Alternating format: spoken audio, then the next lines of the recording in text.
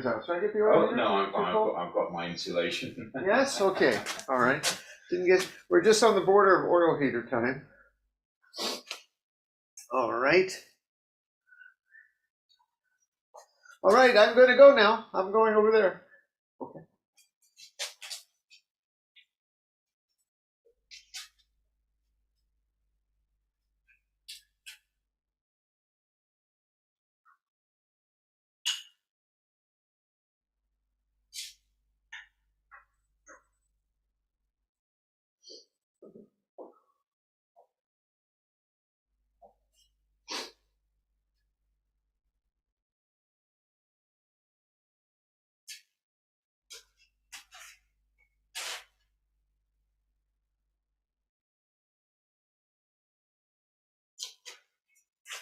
Well, hello, everyone. Welcome to our weekly Treeleaf Zazenkai. Lovely to have you all here, even though you are images on the screen. So some people will say they're not real. You're right here in my heart, and that's as real can be. And I hope we are all there for you, as real can be. There you go. And that's our subject today in this world where you can't tell what's fake or what's real. Is there a good rule of thumb in Buddhism to know what's real? And I think there is, or I wouldn't be wasting your time. But in the meantime, we're going to be sitting today. Yeah, Bion, who's today? Okay. Oh, okay. Very good. We're in good hands. Okay is also going to do our big ceremony on the second day for Rohat's retreat, which is in a couple of weeks. I'll be posting details on that. That's our 2-day, all you can sit. Is better than all you can eat, right? All you can sit, Zazenkai, Saturday and Sunday, the 2nd and 3rd of December. But available anytime later if you can't do it all or you can't make it all. But anyway, you'll hear more about that. In the meantime, let's get started. If you've been here before, you know what, everybody together. If you've been here before, you know what to do. And if it's your first time, just follow along. Just follow along. Yes. Okay.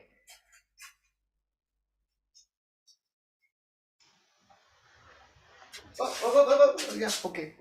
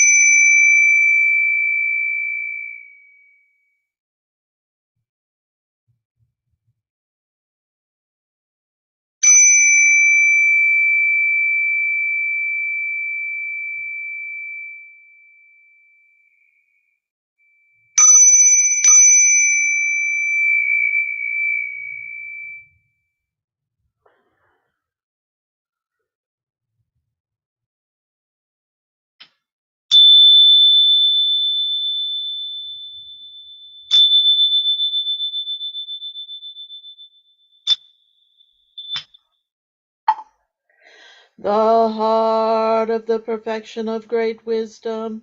Sutra. Avalokitesvara Bodhisattva, awakened one of compassion in Prajnaparamita, the deep practice of perfect wisdom, perceive the emptiness of all five conditions and was free of suffering. O Shariputra, form is no other than emptiness, emptiness no other than form. Form is precisely emptiness, emptiness precisely form. Sensations, perceptions, formations, and consciousness are also like this. O Shariputra,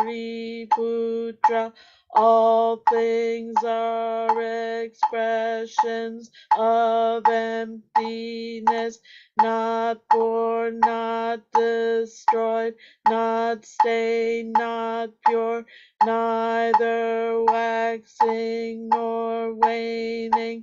Thus emptiness is not form, not sensation, nor perception, not formation, nor consciousness, no eye, ear, nose, tongue, body, mind, no sight, sound, smell, taste, touch, nor object of mind, no realm of sight, no realm of consciousness, no ignorance, no end to ignorance, no old age and death, no cessation of old age and death, no suffering, no cause or end to suffering,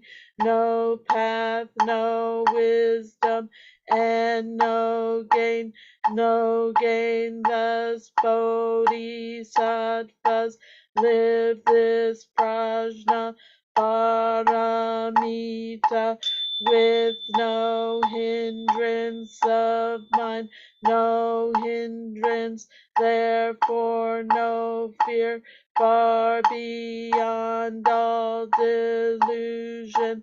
Nirvana is already here, all past, present, and future Buddhas live this prajnaparamita and realize supreme and complete enlightenment.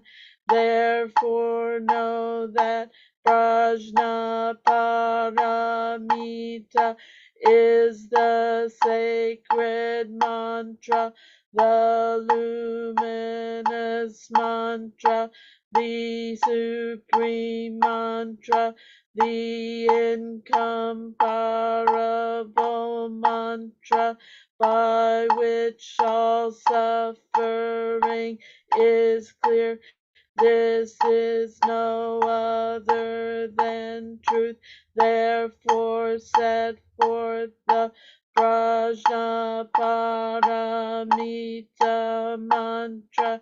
Set forth this mantra and proclaim Gate, Gate, Paragate, Parasamgate, Bodhisoaka. Anya Shingyo.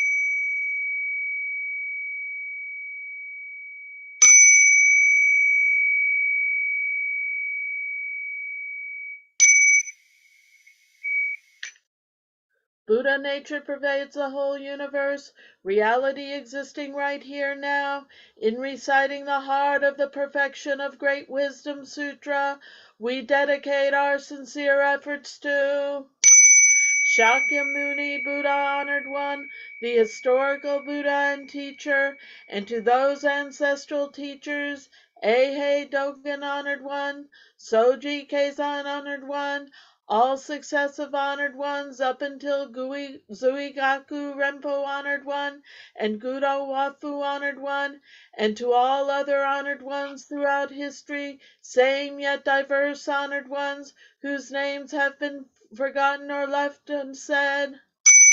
We also dedicate these efforts to the three treasures, Buddha, Dharma, Sangha, to all awakened ones and teachers in all places and times.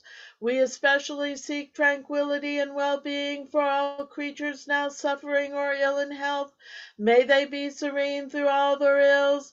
May their lives be at peace and wisdom pervade the darkness of ignorance.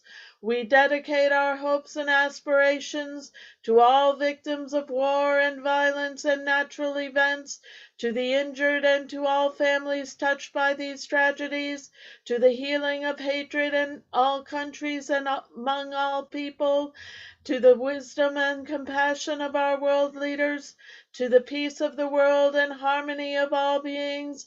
Thus let the harmful effects of words, thoughts, and actions be dispelled, and compassion bloom in perpetual spring. May we all realize and live the enlightened way together.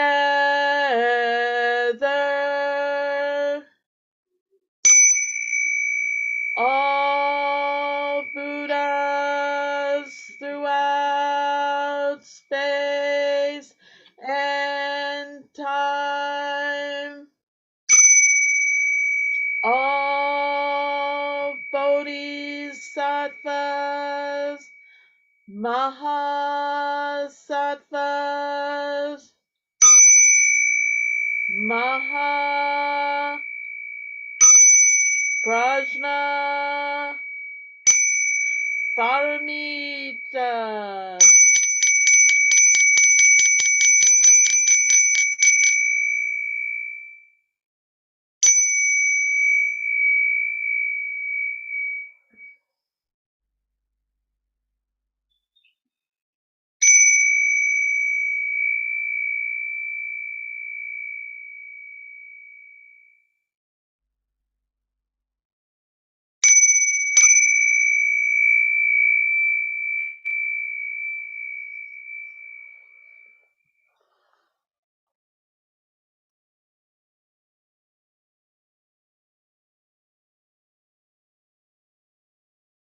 Zazen?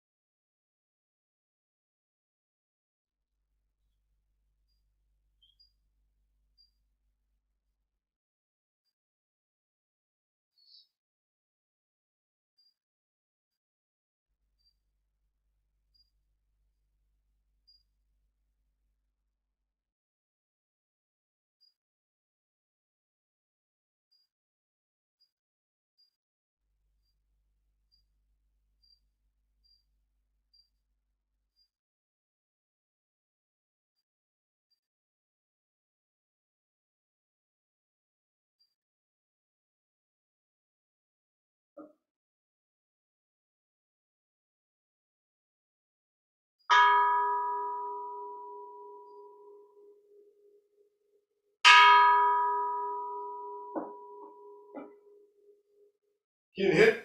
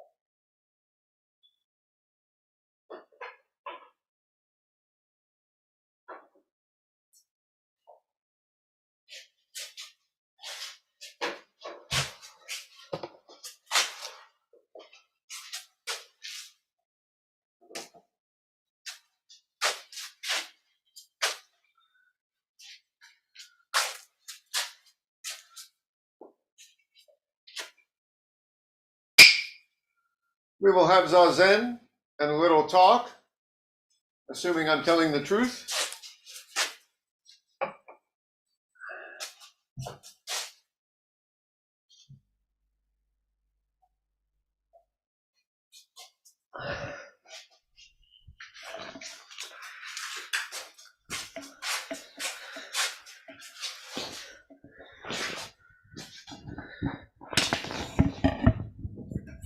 Can you all hear me? If you can hear me, make like a T for truth. There you go. Very good.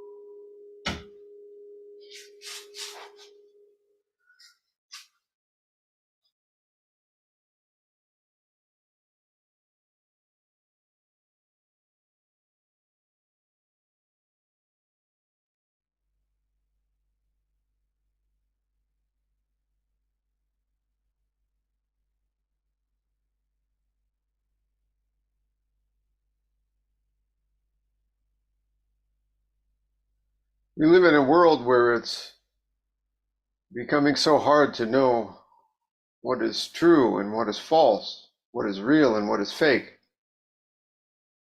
I think that was always true for all of human history, actually. You never knew what to believe, and people had their own beliefs that sometimes were of their own making. But it's particularly obvious to us today, where we have all these new technologies which can fake reality, not just photos, but voices and images. We have people professing all kinds of beliefs, some of which are really dangerous. Our own leaders, we don't know what they're saying and who to believe, and everything seems to be true or half true or false or somewhere in between. Well, I'm going to give you a couple of rules of thumb at the end of this talk to kind of guide you to find the difference between what's true and what is not. But I want to say this talk was inspired this week because of my encounter a few times with questions of what is real and what is not. One was just yesterday. A fellow made a video and then he got in some trouble for it. So he wrote me and claimed that it was faked, or someone faked it in part, or someone has fooled with it with AI or something like that. And looking at it closely, we looked at it closely. It's maybe not someone's fake. Maybe that's what he actually said. So we're trying to find out. It's an age where people can fake videos and make our leaders appear to say things that could cause a war.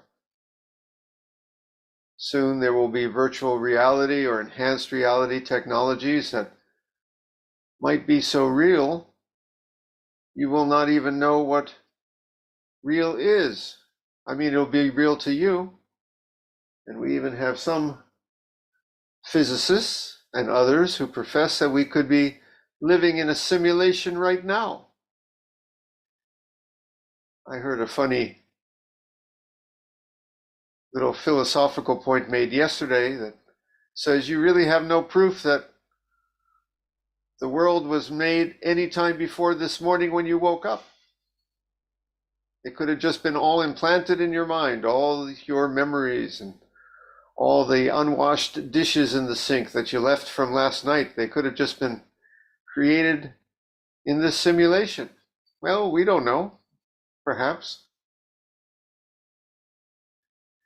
Buddhism also says, and this was another little discussion I got into with someone this week, a fellow said, doesn't Buddhism say that the self is not real? So does that mean we're not real?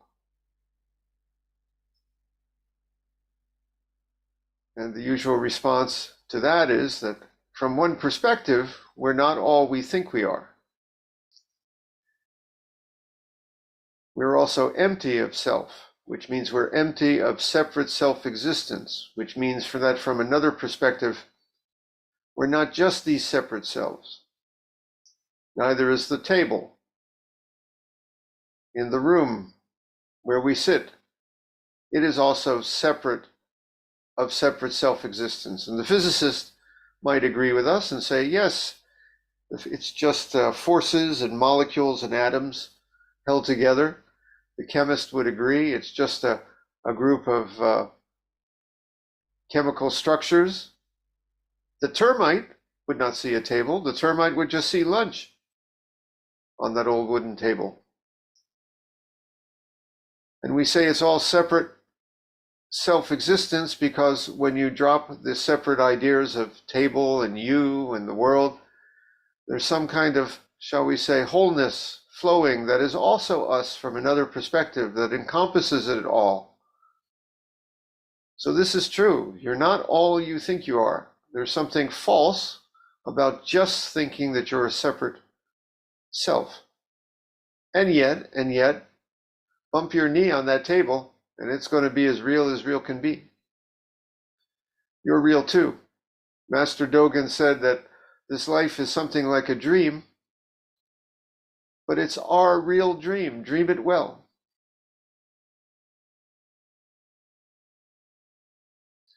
People sometimes ask me if Canon Bodhisattva is real. Canon, with their 1,000 hands, those statues with all the arms and hands and an eye on each hand to see the suffering of human beings.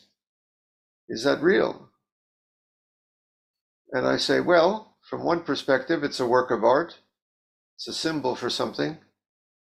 I don't know if Canon really exists in some other invisible world, but I'll tell you this, Canon exists in this world as real can be when we do acts of compassion, because then our hands become Canon's hands. So in that sense, Canon is real, yes. Another encounter I had this week is someone posted a quote from Suzuki Roshi that was not quite right. And I said, I don't think Suzuki Roshi actually said that. And I looked it up and I found the source. Suzuki Roshi's English actually wasn't so good, so it was a little muddled, the original. Someone had fixed it up, but it was quite different from what the quote said, attributed to Suzuki Roshi. So I posted that. I said, I don't think Suzuki Roshi quite said that, and here's the original. And the person who posted it and someone else got a bit upset. Well, it's close enough, they said. And I said, no, it's quite different. And then they said, well, it's real to me. And I said, well, I'm glad it's real to you, but that's not what he said. And should we put things that someone didn't say into their mouth? How about if I took something you said and just said, well, here's my version, and he didn't say it, but it's real enough to me. And that was the end of the conversation. So it's a world where we don't know what is true and what is false. It's so confusing. It's just going to get worse. So I'm going to give you a couple of rules of thumb, very simple. Number one, this is not the Buddhist perspective. I'm talking just my own perspective on things. Science does not have all the answers. Science cannot tell you anything about love, for example. It can tell you the chemical reactions and the hormones flowing in your body, maybe a little about brain waves that are seen when people feel feelings of love, but it will not tell you about the reality of being in love. So I never meant to say that science has all the answers, but I'll say this. Don't lose faith in science, because it's the best tool we have to tell something about what is true and what is false about many claims. And I'll give you a simple example. If you ever go on the internet and somebody says, for example, tomatoes cure cancer, there may be people who believe that. And other people might say, no, tomatoes are dangerous. They cause, let's say, autism. And there are people who believe that, and they start fighting about that.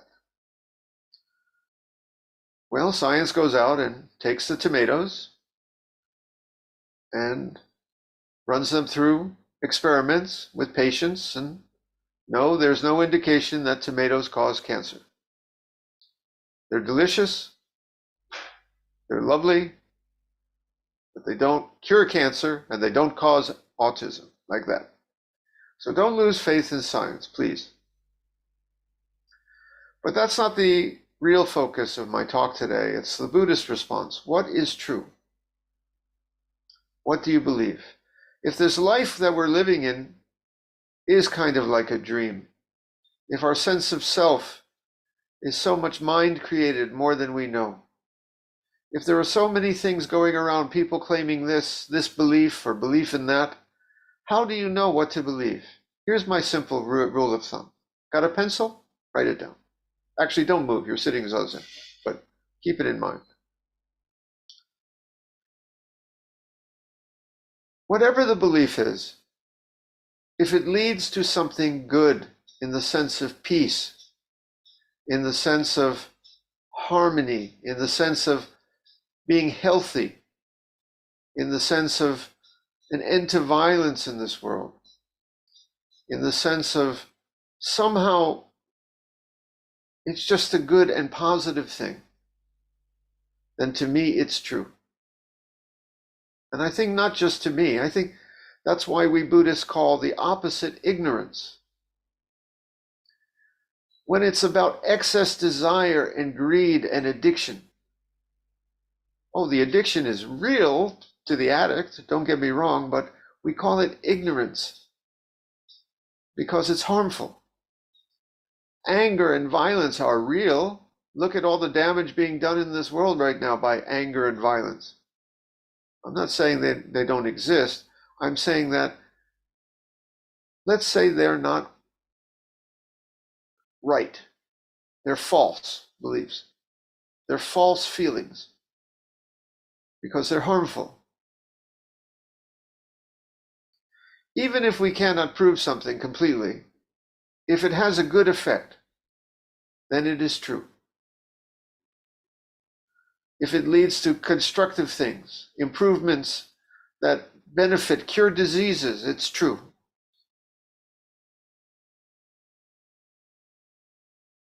If it causes harm, it is false.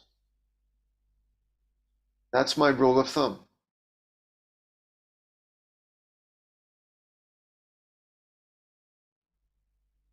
Apply it, please, if you can, in your life. And find something good, a gentle way to live. Even if this life is a dream, please make it a good dream. Okay, let's sit.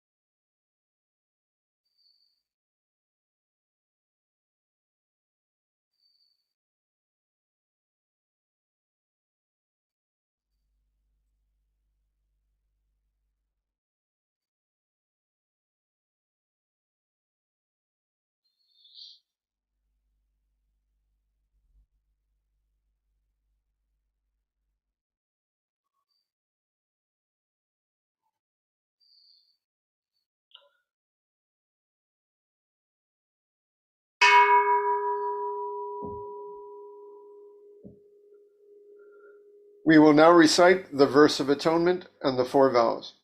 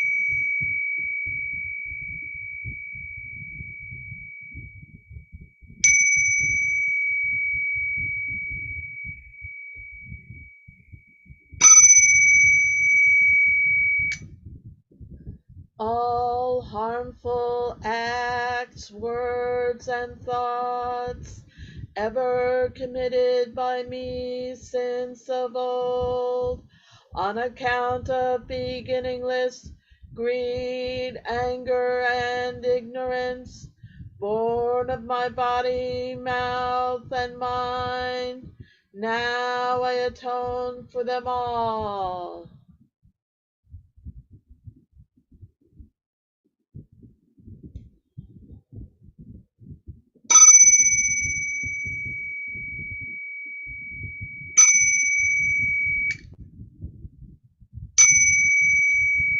To save all sentient beings, though beings numberless, to transform all delusions, though delusions inexhaustible, to perceive reality, though reality is boundless, to attain the enlightened way, a way non-attainable, to save all sentient beings, though beings numberless, to transform all delusions, though delusions inexhaustible, to perceive reality, though reality is boundless, to attain the enlightened way, a way non-attainable, to save all sentient beings, though beings numberless, to transform all delusions, though delusions inexhaustible, to perceive reality, though reality is boundless, to attain the enlightened way, a way non-attainable.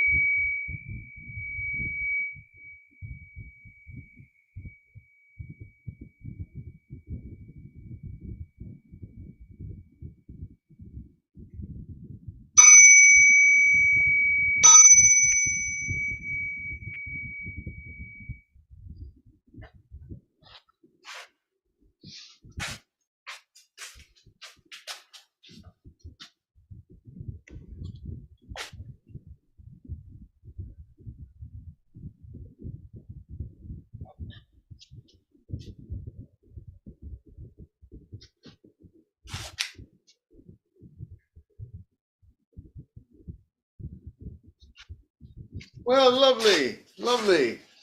So everyone, please do and find something true and good in your life this week. We're going to have a little tea. That's the truth. If you want to stick around a bit. Otherwise, I wish you all a good week and bring a little more truth into the world. Okay? All right. See you later. Bjorn, you got the wheel, so you got to do whatever you got to do. All right. I'll be posted about Rohat. See you guys.